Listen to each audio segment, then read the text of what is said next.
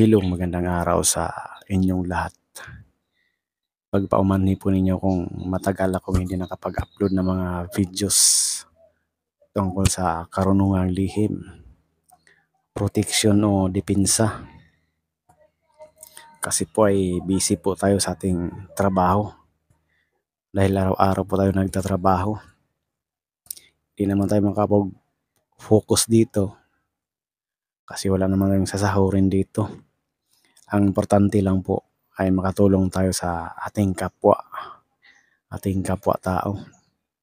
Kasi po kung hindi tayo magtatrabaho, ay wala namang kakainin ng ating pamilya. At saka may anak tayong nag-aaral, kaya kailangan natin kumayod sa araw-araw.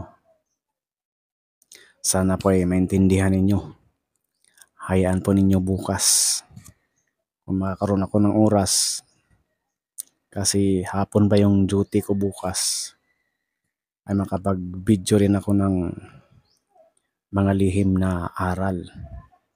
Ngayon po sana, pero may bisita naman po yung ko. Ako po yung tagaluto rin dito sa bahay. Kaya hindi ako nakapag-upload. At saka mamayang hapon mag-duty naman ako, papasok ako. Pero bukas hayaan niyo ay makapag-upload ako ng ibang video para sa lihim na karunungan. Maraming po salamat sa inyong lahat.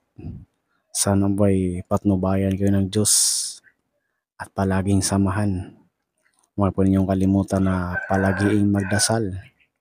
Kung wala namang ginagawa, hindi busy sa trabaho, ay sa tuwing linggo ay magsimba po tayo.